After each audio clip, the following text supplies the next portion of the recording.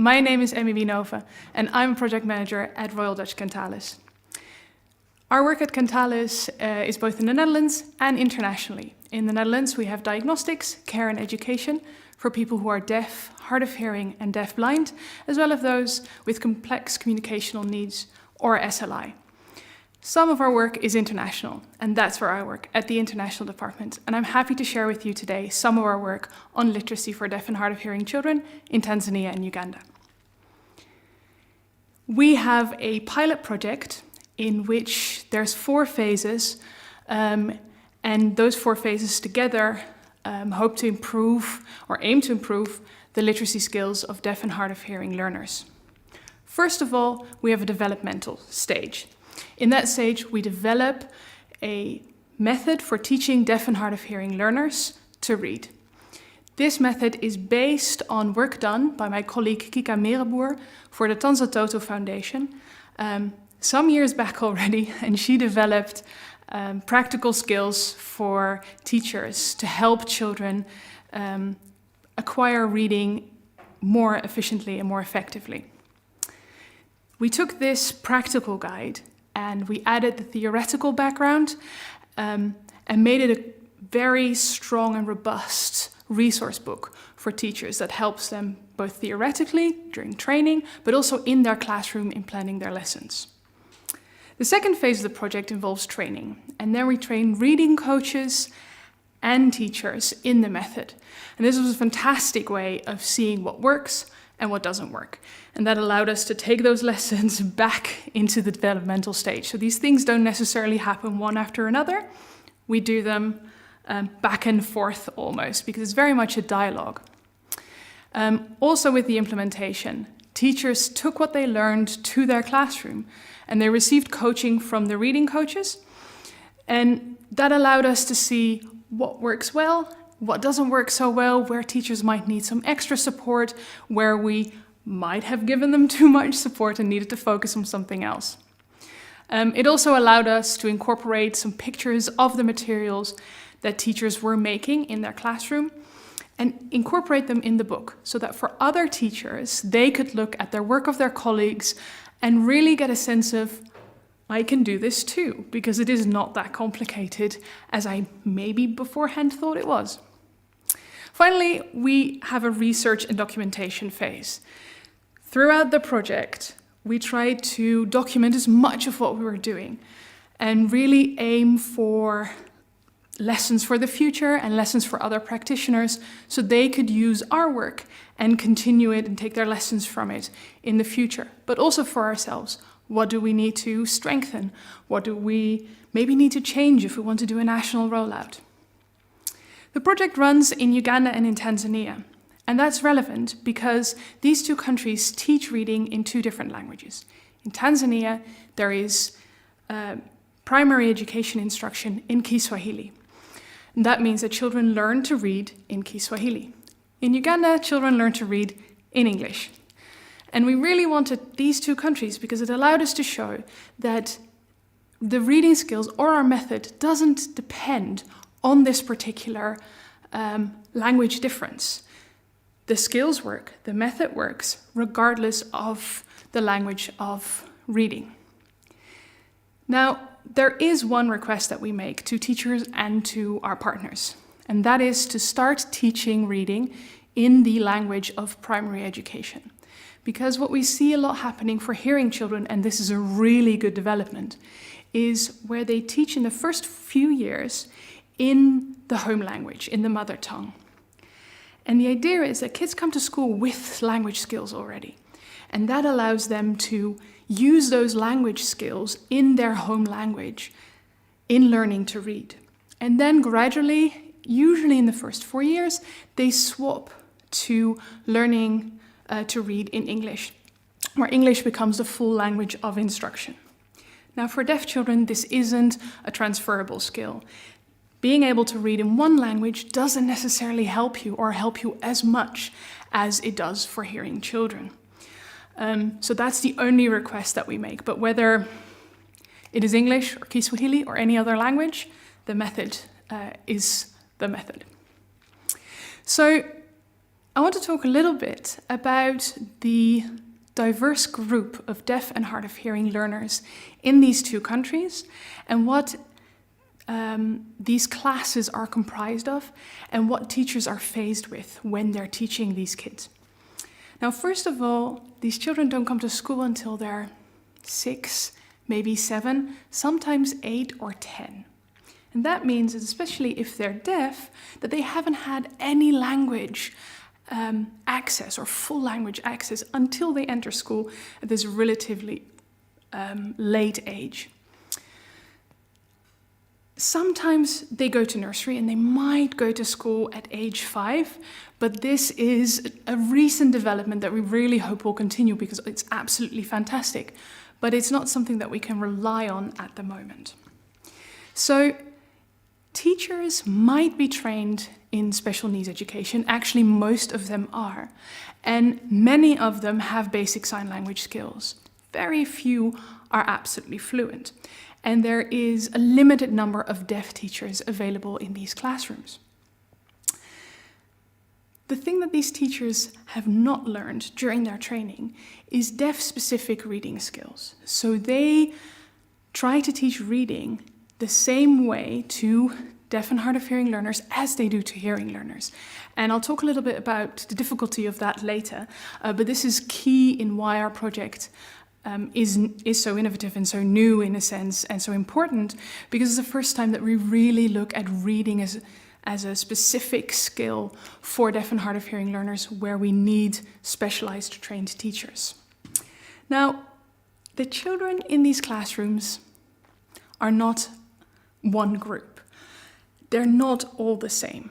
Some of them are deaf, some of them are hard of hearing, varying from mild to severe hearing loss, and also the age at which they became deaf or hard of hearing differs greatly. Also, their home situation differs. Same as here, very few children have deaf parents, so will have grown up with sign language, and the majority has hearing parents. But those hearing parents have a variety of languages that they speak and use at home as well. Now, the difference, if a child only comes to school, say at age 6, the difference between a child who is deaf from birth or who became deaf at 4 or 5 is huge. Because a child who became deaf later in life already has language skills. And this is a real challenge for teachers in the classroom because they have such a diverse group that they're trying to teach. And they have to cater to all these children. So we try to make them aware of these differences, and many of them are already aware, but we really look at what are the implications for your teaching, and this is something that they found hugely helpful in trying to teach their learners and in teaching them effectively.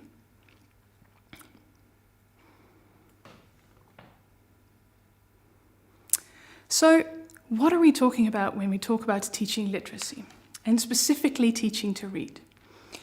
We're using the simple view of reading, and that states that decoding times linguistic comprehension equals reading comprehension.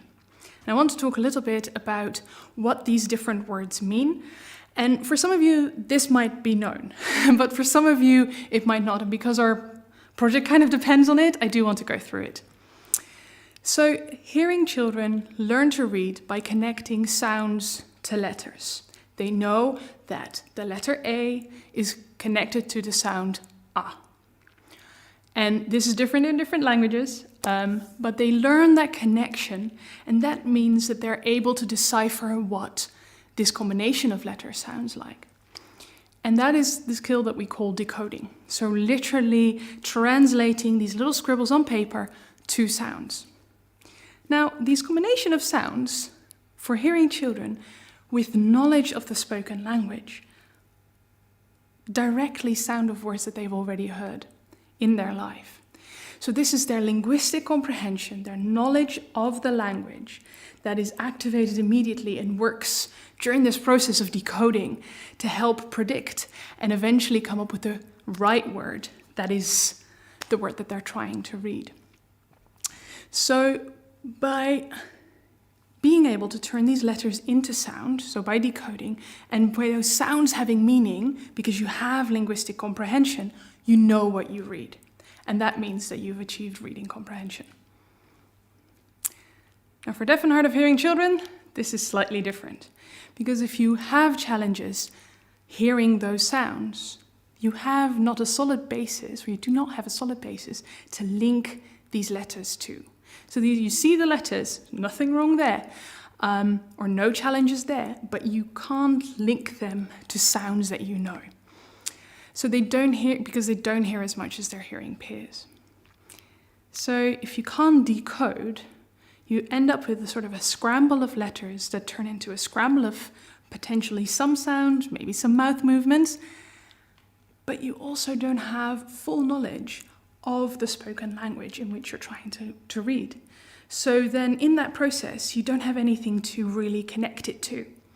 And this means that your path to learning to read, sort of linking letters to sounds, knowing the language, and then knowing what you read, is really affected by not hearing those sounds fully.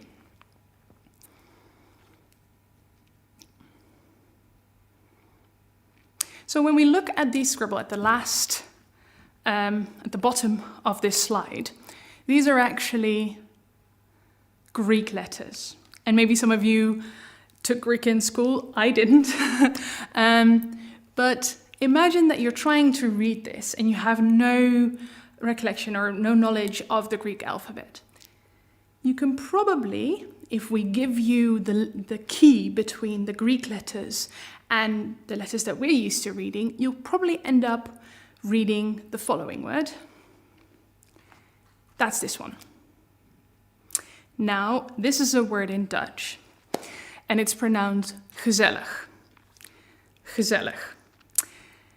Great. Now you know that it is gezellig. If you're trying to pronounce this, it probably sounds completely different because you're approaching this with your decoding skills from English, most likely. But you still don't have linguistic comprehension of Dutch. So what this word means, what this scribble means, even if you're able to decode it to something that sounds or looks familiar to you, it's not familiar yet, because you don't have the linguistic comprehension of Dutch. It means, it's a very specific Dutch word. It means something like cozy, but it's also something that if you're with a group of friends and you're having fun, that could be gezellig. It's a get-together, it's homely, it's comforting. It's a very particular word. If you ever visit our country, I'll help you out there. So, what does this mean for the situation in which teachers are in trying to teach deaf and hard of hearing children to read in Uganda and Tanzania? And what does this imply for what they might need?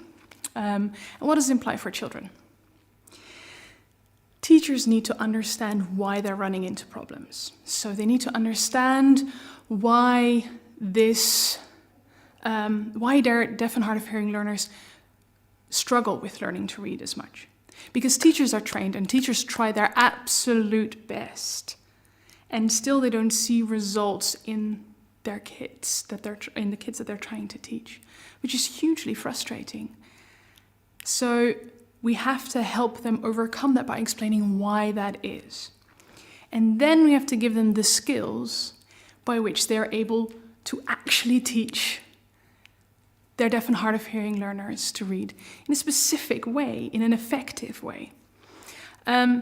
So once they have the theory and once they have the skills, they also need the materials.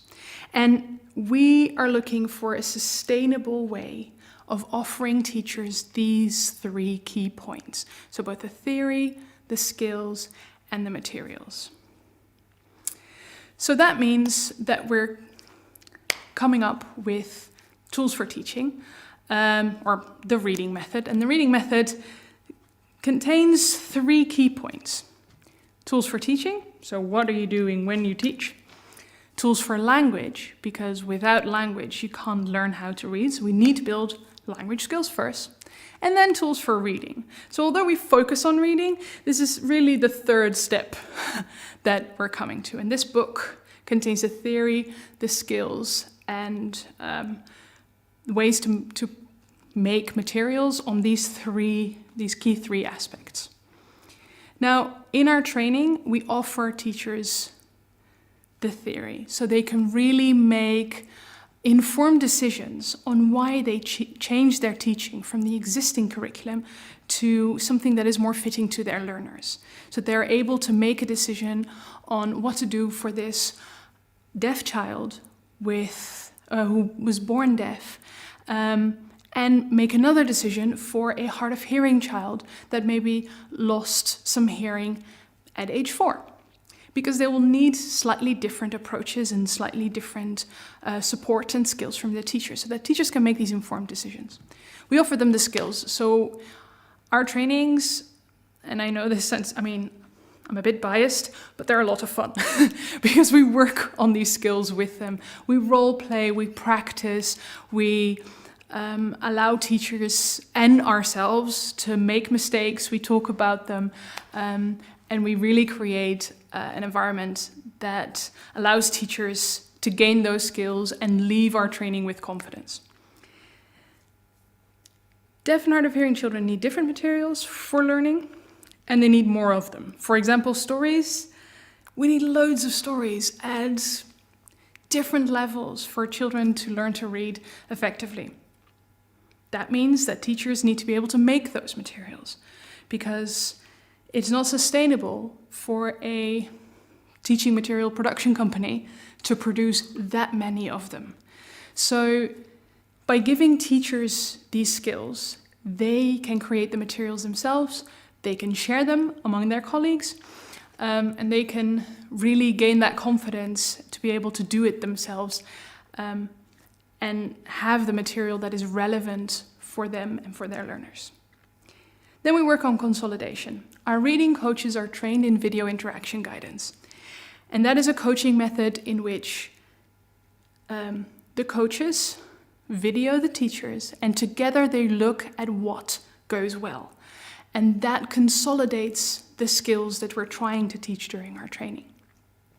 And in research from the Netherlands that is done at Keynote shows that this coaching is particularly important when doing a training such as these. That these types of coaching actually is one of the things that increases the efficacy of what you're trying to do. So here's some examples of our tools for teaching. These are pictures made at our training in Tanzania. And on the top corner, you see the little baskets that teachers have made. We learned, and this is a big learning point for us, because it's a pilot, and I'm a big fan of learning, and then taking that on board and changing what we were doing, and that's a gift of this project. We realized that the way in which people gave feedback was in a negative way, to show, I can tell you what you didn't do right, and that way you know what you need to do differently next time, and I've shown that I do know what you need to do. Sadly, that's not really how feedback works. Feedback is most effective when it's specific and aimed at learning, and when it's positive. If you give feedback and you give negative feedback, you need 4 positive points of feedback to level it out and let people leave with a sense of achievement and confidence. So in order to give feedback effectively, you're better off focusing on the positive, and you need to be very specific and have to rig your feedback for learning. So tell people what they've done right and how they can do that again, so that people will do that again in their daily life.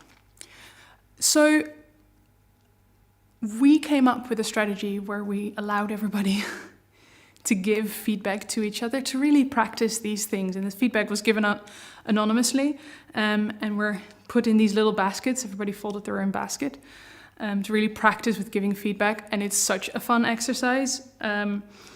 We got the most beautiful feedback. And teachers could really experience what it's like if you get this positive feedback and how it affects you mentally if you get positive feedback versus you're told you have to do this better next time. Now, secondly, if you see the red thread on the right of the slide, that is the learning pit from James Nottingham. And I've put the website below. And this learning pit is the idea that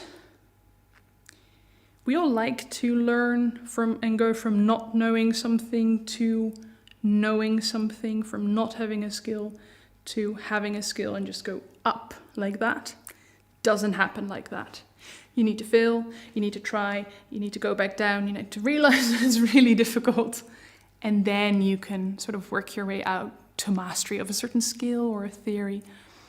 And we really worked with teachers on this, and we use this tool and this view of learning to work with them and for them to be able to apply it to their classroom. So that's the tools for learning. So those can be applied to any classroom. It's not deaf specific at all, but it is just a general a view of learning that is important to build a positive atmosphere in your classroom. Now, the tools for teaching can actually be divided up in two bits. There's the tools for language, and there's the tools for reading. And you have to do one first before you can go to the other. And the first bit is really focused, the tools for language, in building those sign language skills with children. And then for reading, we add words and texts later on. So this is a combination of the book written by my colleague Kika, which was already based on Dutch methods, and methods that we use at Kentalis, or that we have used in the past, that really prove really effectively for teaching deaf and hard of hearing children. And these consist of several steps, and we work with teachers through these steps and really teach them the order in which to do things and the importance of doing things in a certain order. Now, some things are really hard for all of us, because I fail at these during trainings constantly, but learning pit, so I fall back into my pit and I have to climb back out again.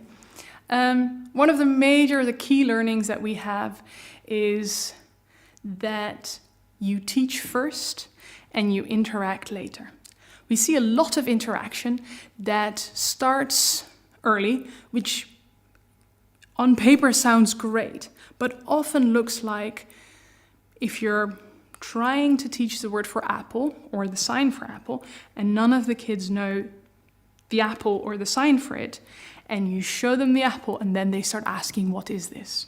And we really want to get them to a point where they tell children, this is an apple, or an apple, however you sign it. This is an apple.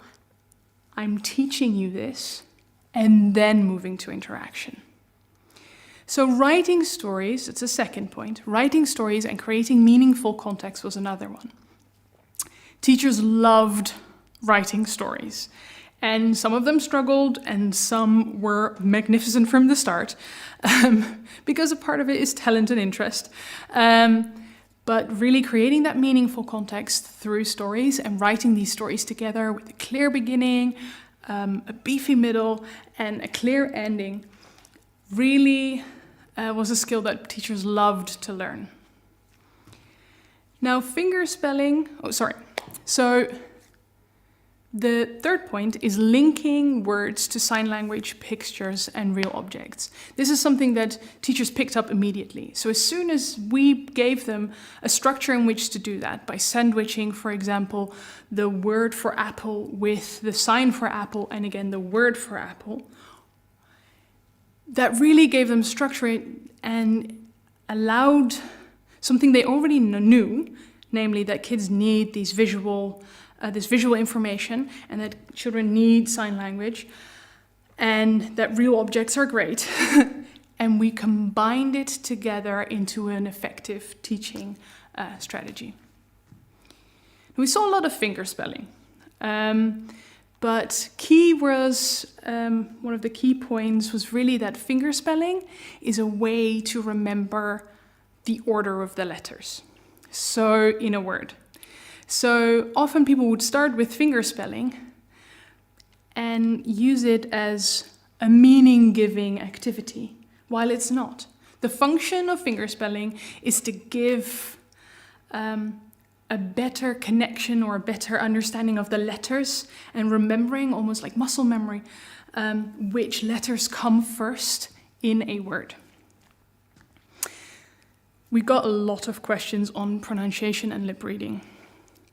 And what for us was really important is the diversity in the classroom, and to make sure that teachers didn't frustrate kids, but also realized that, again, that muscle memory and practicing to pronounce words can help children with remembering words later, and retrieving words from memory.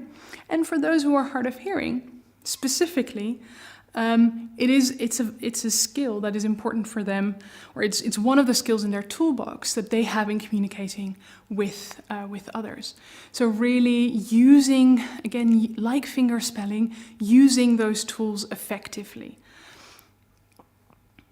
Now, the final point that was key for many teachers was the need for more stories and visual materials for deaf and hard of hearing learners. We need a multitude of stories. We need a multitude of visual materials. And by allowing teachers to build their catalog or build their library of visual materials and their library of stories during our training, and we're looking at also continuing that collaboration after our training between teachers to really allow them to have the materials that they need to teach and make it part of their lesson preparation. Now, I talked about this earlier, the video interaction guidance and the reading coaches. The reading coaches have been part of this plan from the beginning. Ideally, eventually, we as Centalis are no longer part of this project or part of a follow-up of a project or after that, however this goes. But the reading coaches and those trained in Uganda and Tanzania can carry this on and have the knowledge to train more people and to support more people in teaching reading for deaf and hard of hearing learners. And reading coaches are key. The reading coaches have more theoretical knowledge, can support teachers in the classroom and offer video interaction guidance. So these reading coaches received original training and did the teacher training with us. So they were co-trainers for our teacher training.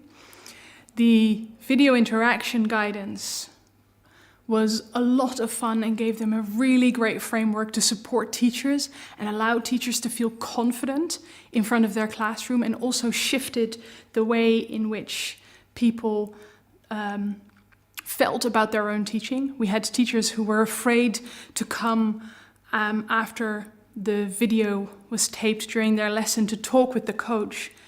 And then as soon as the conversation started, they got a smile on their face and they realized it was a positive experience and they were being uplifted and empowered, and were just like, this is wonderful. And that really changed the dynamic. And that allows reading coaches to provide this additional support and effective support. We tried as much as possible to use existing infrastructure. In Uganda, we used the trainers and the tutors at primary teacher colleges, and in Tanzania, we used lecturers at Amukta University. And by using existing infrastructure, we're not trying to build something out of the blue from the ground up. We give people already tasked with this responsibility of supporting teachers additional skills. And we hope that in the future, if we can continue this project, our reading coaches can become our master trainers. So what's our output? There will be a teacher's guide, which has a theoretical background and that will be used during training. We'll have a theory to practice guide for teachers to use in their everyday teaching, and a materials resource book. So teachers will have a toolbox that they can use in their classroom day to day, and that they can learn from during training and refer back to if they want to refresh some of their knowledge.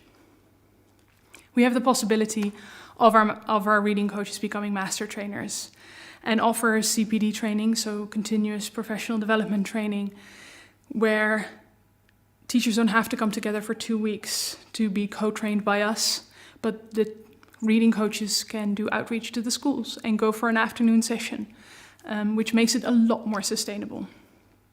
We have blueprints for rollouts in other countries. We know this works. We've seen the atmosphere in classrooms change. We've seen the confidence of teachers change. We've seen teachers teach with joy. And this is something that we know we can replicate in other countries. And finally, we have documentation on what went well, what didn't go so well, and hopefully on outcomes in the classroom. Now, COVID-19 is our new normal, at least for now. And it has, like with everything, like this conference, affected our work. And for us, it means that the project was supposed to finish in August 2020, but will most likely not finish for a while, because there are some activities that are school-based that we can't do at the moment because schools are closed to protect the health of kids and other citizens. It also means that we're now starting to think creatively on how can we do more distant learning? How can we use this time to orient teachers on some new aspects of the material? How can we support reading coaches so that once schools reopen, teachers are ready and reading coaches are there to support them? We've also seen something quite surprising, I suppose, or something at least that wasn't expected to happen. The teachers from our pilot schools in Uganda were asked to be involved in recording some lessons to be aired on TV and on YouTube in Uganda for deaf and hard of hearing children who are stuck at home, and give them access to learning from their own home. And during this recording, they applied some of the things that they learned during our training, because some of the lessons were literacy based. And afterwards they got feedbacks like, this is really good. What happened? What are these teachers doing? This is really positive. We want this for the other teachers as well.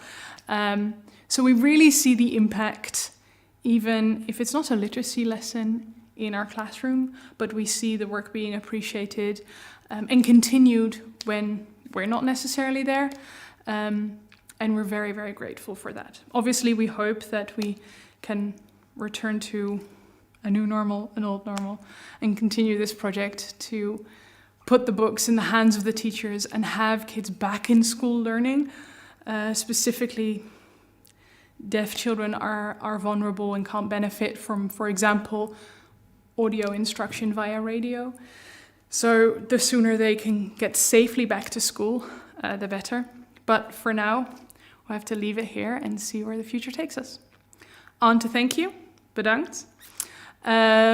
If you have any further questions, of course, there's a Q&A that I look forward to later. But after that, you can also send me an email, chat on WhatsApp. Thank you for your attention. And I hope to meet in person at some point.